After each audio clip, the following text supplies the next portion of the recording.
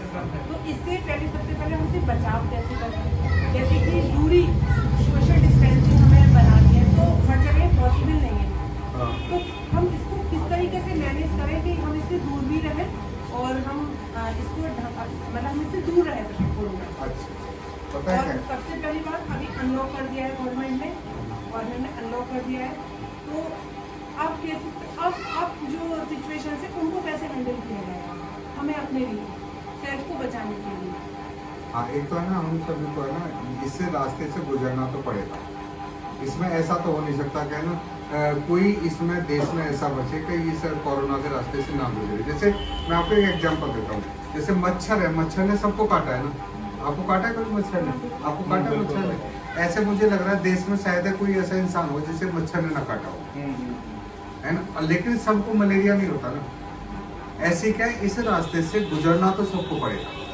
यानी कि कोरोना एक वो स्केल बनेगा कि जो सबकी बॉडी पे इसका इफेक्ट आएगा, लेकिन बीमार थोड़ी होने सभी।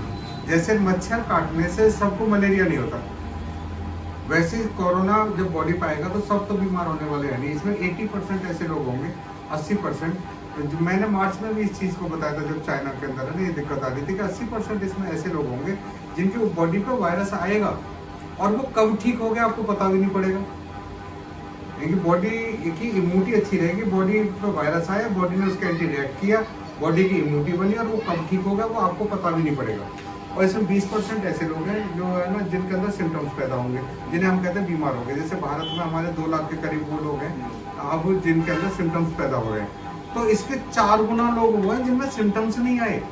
ये सोचो कि 8 लाख लोग वो हैं जिनके ऊपर सिम्टम्स नहीं है लेकिन वायरस पॉजिटिव है। ठीक है, अब क्या होगा कि इनके अंदर से जो लोग कमजोर हैं, जिनके ऑर्गन्स वीक हैं, वो बीमार है।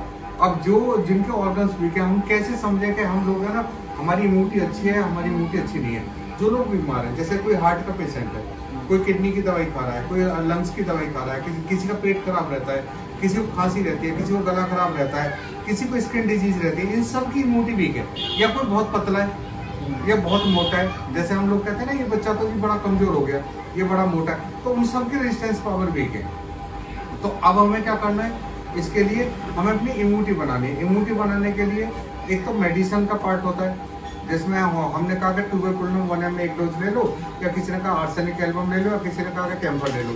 तो ये इम्यूनिटी तो मेडिसिनल पार्ट होगा। एक होगा हम सेल्फ इम्यूनिटी कैसे बनाएं, अपनी इम्यूनिटी कैसे बनाएं।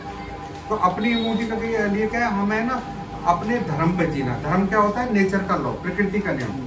जो प्रकृति के नियम पे हम अपने जीवन को जिए। वो कैसे, जब सुबह टाइम से सूरज निकलता है तो हम अपनी एक्सरसाइज करें टाइम से। और एक्सरसाइज का मतलब है ऐसी एक्सरसाइज करें जिससे हमारे थोड़ा पसीना निकले, हमारे सारे ऑर्गन्स वर्क करें। जैसे कुछ पहले फीमेल से पहले वो घर में पोछा लगाते थे, आजकल तो दूसरे पोछे आ गए। पहले वो दूसरा पोछा लगता था ना घिसने वाला, वो बड़ी बढ़िया एक्सरसाइज थी। पहले किसी को कूटते, उसको कूटते थे, मसाले कूटते थे, धान कूटते थे, बढ़िया एक्सरसाइज थी। वो चलाते थे, चाकी चलाते थे, पीसते थे, वो बढ़िया एक्सरसाइज थी। वो जो कपड़े धोते थे पीट पीट के, बढ़िया एक्सरसाइज थी। अब तो सारे का सारा काम क्या हुआ, मशीनों से हो गया। तो इसमें हमें क्या करना पड़ेगा, एक तो एक्सरसाइज करनी पड़ेगी कंटिन्यू। घर में ही एक्सरसाइज करो, जॉगिंग करो, वॉकिंग करो। ऐसे जैसे शेर नहीं होता, शेर जो होता है अपने पिंजड़े में बंद होता है, तो आपने देखा होगा शेर को उसी पिंजड़े में घूमता रहेगा। वो कभी ऐसे घूमेगा, कभी ऐसे ऐसे घूमेगा। तो घर पे सबसे बड़ा होता है एक्सरसाइज। एक्सरसाइज से क्या होगा, फिजिकली फिट रहेंगे। एक होता है वाइटल एनर्जी, जो जैसे हम जीवनी शक्ति आत्मा बोलते हैं, वो हमारी होगी योग से। जैसे हमने लंबा सांस खींचा, अपना ऑक्सीजन सप्लाई बढ़ी और अंदर से ध्यान लगाया, ओम बोला, तो उससे मन शांत होगा। जिससे एक्सरसाइज से मन शांत होता है वो हमारी इम्यूनिटी बना रही है। और जिससे एक्सरसाइज से हमारा मन अशांत हो रहा है वो हमारे लिए ठीक नहीं है। ठीक है, एक तो ये हो गया। ऊपर से खाना हमें क्या करना पड़ेगा, सारे की सारी ना हरी सब्जियां हमें खानी पड़ेंगे, नेचुरल फल खाने पड़ेंगे। सुबह खाली पेट पानी पीना बड़ा जरूरी है, गुनगुना पानी। क्योंकि सुबह खाली पेट गुनगुना पानी 2 गिलास, बच्चे हमारे बड़े 2-3 गिलास पियेंगे तो क्या होगा, बॉडी में पानी जाएगा और पेशाब के थ्रू टॉक्सिन्स निकलेंगे। क्योंकि जो हमारी गंदगी है वो लैट्रिन के थ्रू निकलती है, पसीने के थ्रू निकलती है और पेशाब के थ्रू। तो हमें खूब जब पेशाब आएगा तो क्या होगा, टॉक्सिन्स बाहर निकलेंगे। जब बॉडी में टॉक्सिन्स नहीं रहेंगे तो हम बीमार क्यों होंगे। और जब हमारी रेजिस्टेंस पावर अच्छी रहेगी तो ये वायरस आएगा, हमारी बॉडी इसके एंटी इम्यूनिटी रिएक्ट करेगी और रेजिस्टेंस बढ़ जाएगी। और एक और चीज़ मजेदार बताता हूँ आपको, कोई भी वायरस है ना। आप इतिहास उठा के देख लो, कोई भी वायरस अगर एक बार बॉडी पे इफेक्टेड सही हो जाए, आ जाए, तो उसके बाद सेल्फ इम्यूनिटी बन जाती है, उसको पेशेंट को बीमार फिर दोबारा वायरस आएगा तो बीमार कर ही नहीं सकता उसे, क्योंकि उसकी बॉडी की अपनी इम्यूनिटी डेवलप हो जाएगी। चिकन पॉक्स किसी को एक बार होता दोबारा नहीं होता, पोलियो एक बार होता दोबारा नहीं होता, मीजल्स एक बार होता दोबारा नहीं होता, डिप्थीरिया एक बार होता दोबारा नहीं होता, पर्ट्यूसिस काली खांसी एक बार होती है दोबारा नहीं होती। ऐसी का एक बार जिस वायरस का इफेक्ट आ गया वो दोबारा रिपीट नहीं करने वाला।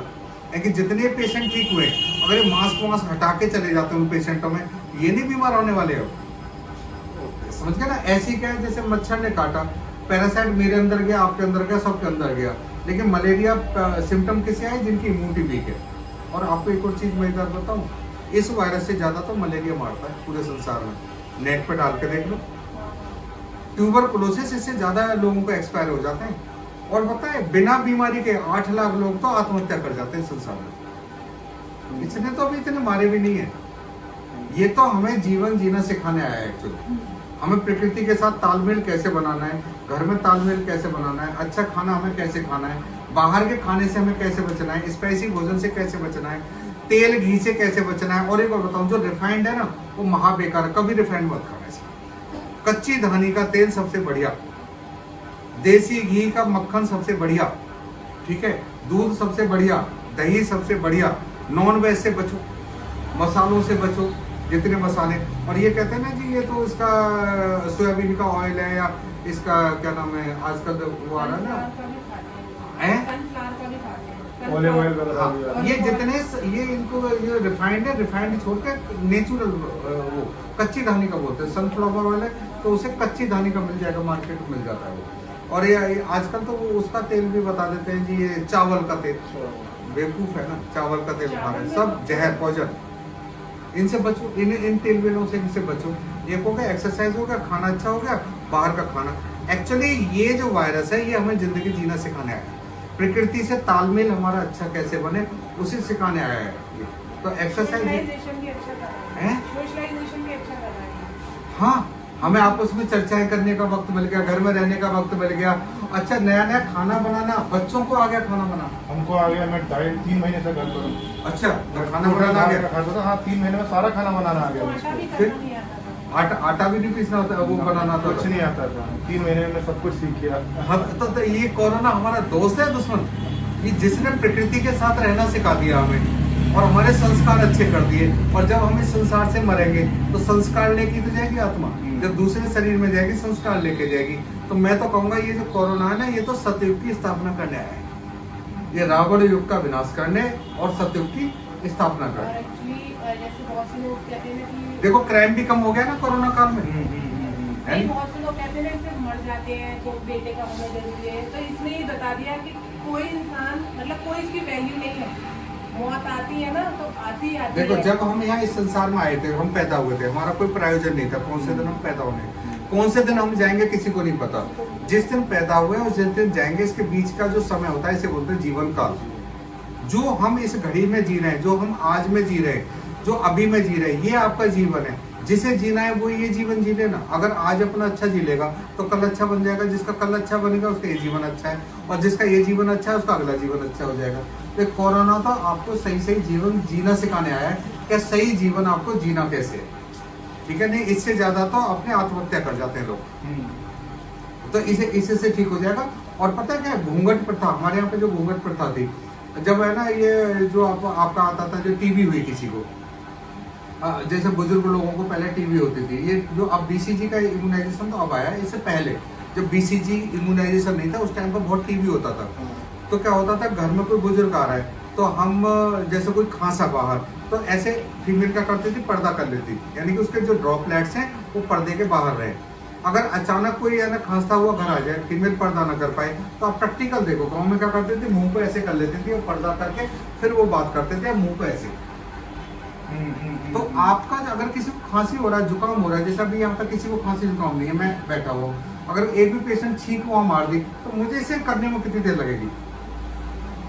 ये आपको वायरस ऐसे नहीं होने वाला कि वहां उड़ा और मुझे लग गया। इससे अगर मैं किसी कोरोना के पेशेंट के पास में 30 मिनट तक या 20 मिनट तक रुकता हूँ तो ये वायरस होता है मुझे। जैसे टीबी के पेशेंट के पास मुझे 8 घंटा रहना बहुत जरूरी है, तो टीबी का बैक्टीरिया मेरे ऊपर एक्टिव होगा, ऐसे कोरोना के पेशेंट के पास में आधा घंटा मिनिमम रहना मेरा बहुत जरूरी है, तो मेरी बॉडी पे एक्टिव होगा कोरोना वायरस। और ये जिस दिन एक्टिव आया बॉडी पे उस दिन थोड़ी मारेगा, जिस दिन आया है उसका तो इसका परिवार बनेगा, फिर इसका है ना कॉलोनी ग्रो करेगा, उसके बाद पूरा शहर बचेगा, देश बचेगा। वो जब भोजन शरीर से लेना शुरू कर देगा तो हमारी इम्यूनिटी वीक होगी, वो सिम्टम आने लगेंगे। जब तक बॉडी में सिम्टम्स और साइन ना आए, जब तक उसका लक्षण ना आए और संकेत ना मिले, जब तक पेशेंट बीमार नहीं है, बॉडी उसके एंटी लड़ रही है। और जब उसमें सिम्टम्स और साइन आने लगे तो समझो कि आप बीमार हो गए, और जब बीमार हो गए तो वहां से इलाज ले लो। सबसे बढ़िया इलाज का रास्ता बहुत है मेडिकल साइंस में, आयुर्वेदिक है, होम्योपैथिक है, एलोपैथिक है, जो चल रहा है उसे चलने दो। ठीक है।